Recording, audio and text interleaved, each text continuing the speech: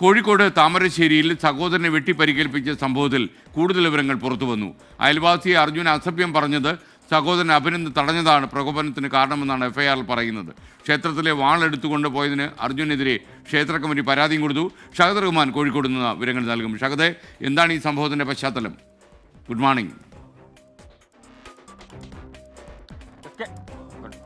Very good morning S K. നമുക്കറിയാം, ഇന്നലെ വൈകിട്ടായിരുന്നു ഈ സംഭവം, ഈ വാർത്ത പുറത്തു വരുന്നത്. ഏട്ടൻ അനിയന്റെ തലയ്ക്ക് വെട്ടി എന്ന തരത്തിൽ ഏകദേശം 6 സ്റ്റിച്ചും ഈ അനിയനായിട്ടുള്ള അഭിനന്ദിന്റെ തലക്ക് ഇട്ടിട്ടുണ്ട് എന്നുള്ളതാണ്. എന്നാൽ ഇന്നലെ ഇതിന് ഈ വീട്ടുകാരും അതുപോലെ തന്നെ അഭിനന്ദ് ഉൾപ്പെടെയുള്ള ആളുകൾ വിചാരിച്ചിട്ടുണ്ടായിരുന്നത്, ആദ്യഘട്ടത്തിൽ വിചാരിച്ചിട്ടുണ്ടായിരുന്നത് ഈ ഡി അഡിക്ഷൻ സെന്ററിൽ, അതായത് ഈ ഏട്ടൻ എന്ന് പറയുന്ന ആള് ലഹരിക്ക് അടിമയാണ്, ഡി അഡിക്ഷൻ സെന്ററിൽ കൊണ്ടുപോയി ആക്കിയിട്ടുണ്ടായിരുന്നു. അതിൽ പക പൂണ്ടുകൊണ്ടാണ് ഇത്തരത്തിൽ ഈ അനിയനെ വെട്ടിയത് എന്നുള്ളതായിരുന്നു. എന്നാൽ എഫ്ഐആർ ഇപ്പോൾ പുറത്തു വന്നിരിക്കുന്നു. എഫ്ഐആറിൽ പറയുന്നത്, അതായത് ഈ പ്രതി തന്നെ പോലീസിന് നൽകിയിട്ടുള്ള മൊഴി എന്ന് പറയുന്നത്, വീട്ടിനടുത്തുള്ള ഒരു സ്ത്രീയോട് ഈ പ്രതി മോശമായി പെരുമാറിയിട്ടുണ്ടായിരുന്നു. ഇത് അനിയൻ വിലക്കിയിട്ടുണ്ടായിരുന്നു.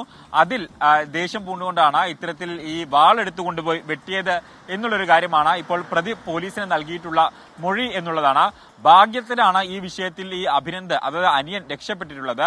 കാരണം ഈ ഏട്ടൻ വന്ന് ഈ വാള് കൊണ്ട് വെട്ടുന്ന ഘട്ടത്തിൽ ഒഴിഞ്ഞു മാറിയതുകൊണ്ടാണ് കഴുത്തിന് വെട്ടുകൊള്ളാതെ രക്ഷപ്പെട്ടത്. തലക്ക് വെട്ടേറ്റിട്ടുണ്ട്, അത് 6 സ്റ്റിച്ചും ഇട്ടിട്ടുണ്ട്. പക്ഷെ കഴുത്തിന് വെട്ടുകൊള്ളാതെ രക്ഷപ്പെട്ടിട്ടുള്ളത് കൃത്യസമയത്ത് ഒഴിഞ്ഞു മാറിയതുകൊണ്ടാണ്. കൂടാതെ ഈ അഭിനന്ദിനെ ഈ ബന്ധുക്കൾ കൃത്യസമയത്ത് ആശുപത്രിയിൽ എത്തിച്ചത് കൊണ്ട് തന്നെ വലിയ പരിക്കുകളില്ലാതെ രക്ഷപ്പെടുകയും ചെയ്തു എന്നുള്ളതാണ് ഏറ്റവും പ്രധാനപ്പെട്ട കാര്യം. S K.